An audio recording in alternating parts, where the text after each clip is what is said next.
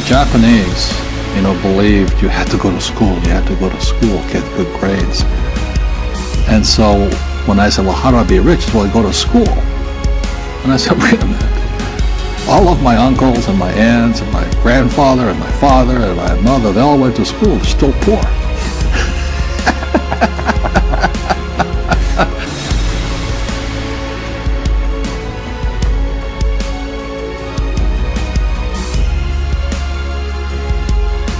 This was his lesson number one, and the rich don't work for money.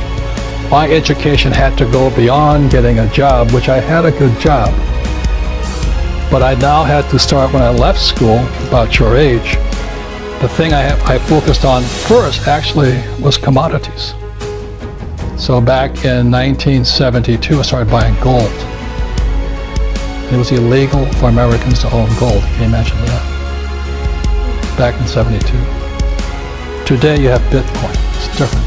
Okay? Everything is changing so rapidly today. So I started with gold, but actually the next thing was actually oil, because I went to school to be a tanker officer, driving ships for Standard Oil. So I understand oil. So my wife and I don't own Standard Oil or Chevron or Exxon. We own oil wells. Again, taxes. You get no tax breaks for owning paper oil. Huge tax breaks for owning real oil. And then I went into real estate. Why? Because I can use debt to buy real estate. And because I use debt, I pay no taxes. And then third, I started my business, my first real business. I had many businesses as a kid.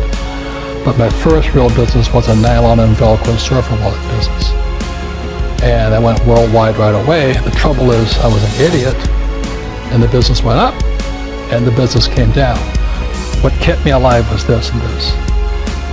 Okay. So you may say, well, aren't you working for money? But we'll go into that next. I don't want what's called a paycheck. I want cash flow.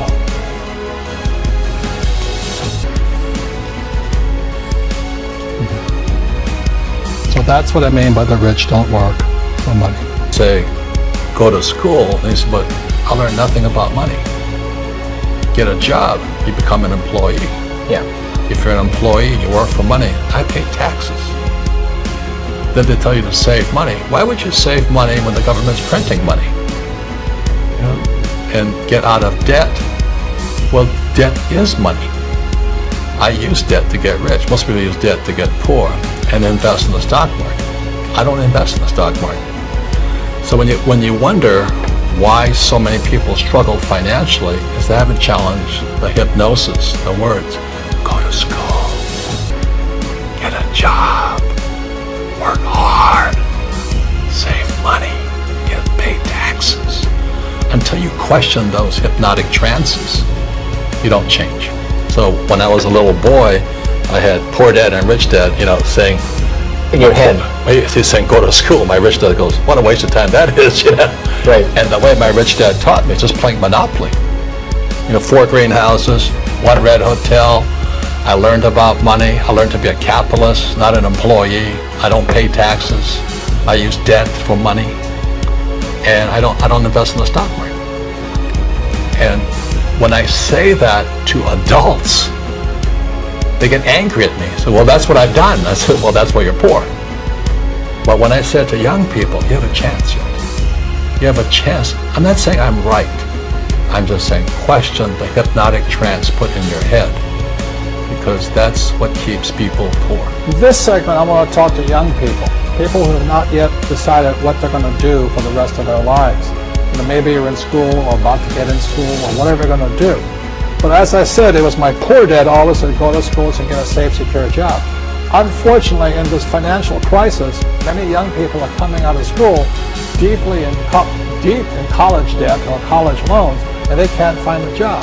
I saw some stats that for young men 18 to like 25, if you're white, 19% of them are not finding jobs, even if they have a college degree. And for African Americans between 19 and about 25, 30% of them can't find a job. So my message to you is this: wake up. right now, before you get a job, before you get trapped in the corporate world or trying to climb the corporate ladder and make other people happy, and they don't really care about you because they're only here to invest for these guys only want for the investors, you know. You got to make a decision. And it was in 1974 when I came back from Vietnam. Again, I said, my poor dad, I said, go back to school, get my master's degree, and get my PhD. And I wind up just like him, desperate, out of money, not afraid of the real world. So I had to make the decision to dedicate my life to be here and to be here. And that's made all the difference. You don't get rich quick. It's harder, it takes courage, it takes time. I failed many times over here. But in 1974, I said I was going to dedicate my life to stay on this side, on the right side, on the B and the I side, and never go back to this one. So even when I was flat broke, when my businesses failed, I didn't go back here. I thought about it. And unfortunately, when I still go back home to Hawaii, I meet some of my uncles and aunts, and they still say the same thing to me. They go, have you got a job yet? I said, no, I don't. Oh, too bad. It's so bad you're unemployed. The point here is they can't see it. These guys, all they know is job security. They don't know what freedom and having a lot of money is. All they know is living below their means, struggling, paying taxes, trying to save money. So I recommend to you, start your own business. Start now. Practice. It takes time. You won't make mistakes. But it's one of the best experiences because if you're successful and you persevere and you're determined, you will find the freedom and an abundance of wealth these people can never do. I make a lot of money, but I give a lot. You know what I mean? It goes to biblical principle. The more you give, the more you receive. So when I meet somebody doesn't have any money, it just means that they're not giving something. You know, so a lot of times there's people who would like more, but they're not giving anything. So they're like my poor dad. You know, he belonged to the labor unions, and he wanted to work less and get paid more.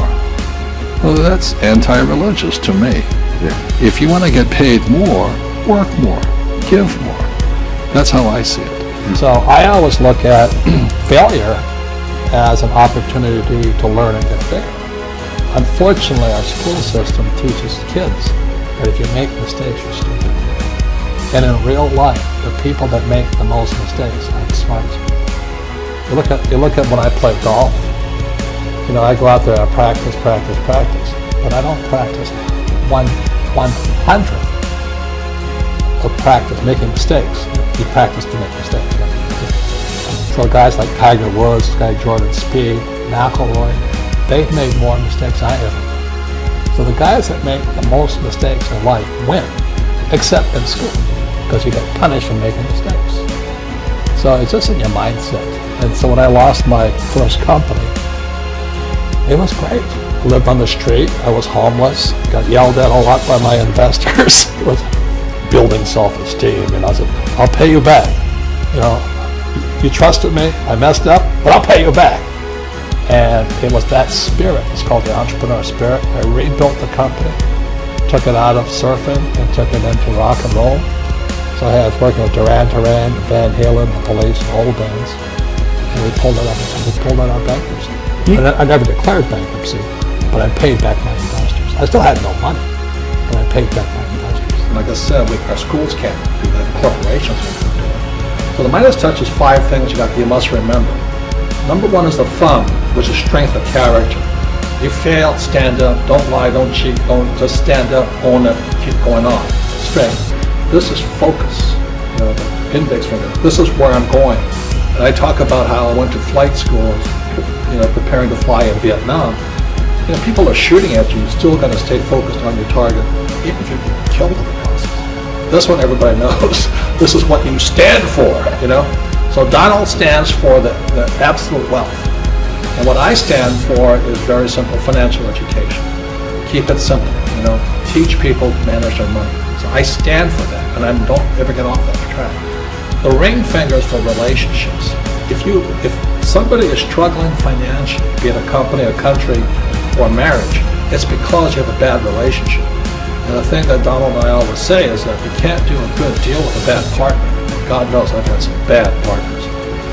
And they're just incompetent, but they want to pretend they're smart. And then the little one is the little finger. every entrepreneur must do something that nobody else does. For example, in the United States, Walmart, their whole system of business is designed to give you the lowest price possible, everything. Whereas little mom and pop stores don't say, well, we'll put things on sale. That's not the same thing. FedEx says overnight. That was their whole thing. They built the whole company around that little promise. Domino's Pizza in America was pizza in less than 30 minutes. So the entire business was built around one simple little promise. And those are the things that make entrepreneurs extremely rich or extremely poor. They don't have those five. Most successful entrepreneurs have gone bust. Henry Ford, an old-time entrepreneur, he went bust 5 times.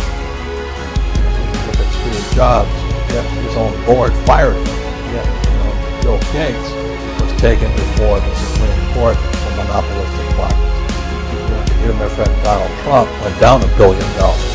I only went down $1 million. So the average person is so afraid of those losses, they never get ahead. Because at school they teach you if you make a mistake or if you fail, you're a failure. That's not real life. A baby learns to walk by standing up and falling down, standing up and falling down.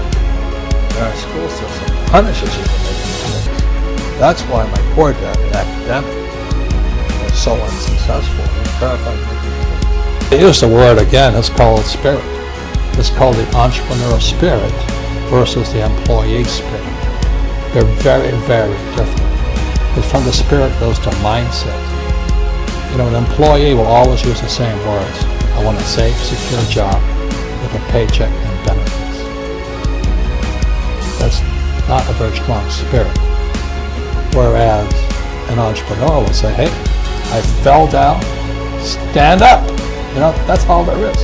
And I've fallen down, it was $800,000. It's not a lot of money, but to pay it back from nothing, it required a lot of spirit. So a lot of people talk about trust in God and belief in God and all this stuff. If you're an entrepreneur, you better live it. You better have a spirit that's so strong, you cannot let other people's opinions, criticisms. At that point, we started to learn. He said, I learned a lot from my last business, and they take what I learned from my last business and put it into this business. The same as I said, I was surfing. When my nylon business went down, I took what I learned and transferred it to rock and roll. And then I transferred it into education. So today I'm an entrepreneur in education. I teach entrepreneurship because I understand what entrepreneurship is. The other thing that qualifies me to be an entrepreneur, or a teacher should I say, is I'm one of those kids that didn't like school. School is good for people who like school. But here was my poor dad, head of education, PhD, on the governor's board of Hawaii and all this stuff, and his kid, me, and I'm flunking out of school because I can't read, I can't write.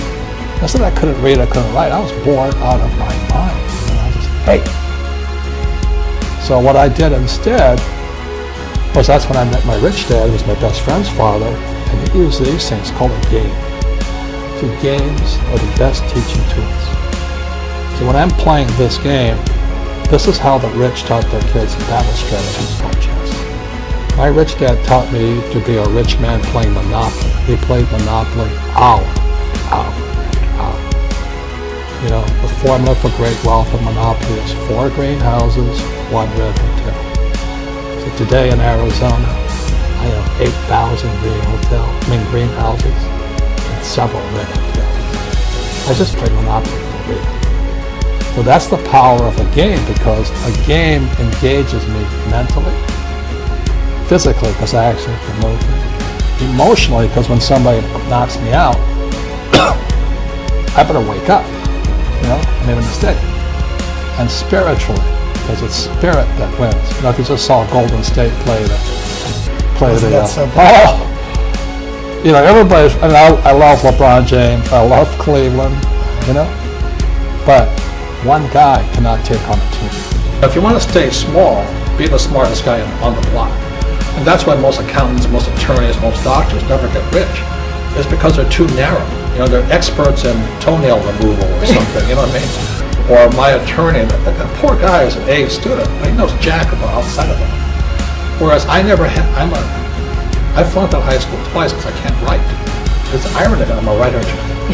But the reason I'm pretty good is because in the military, we're taught to be generalists, not specialists.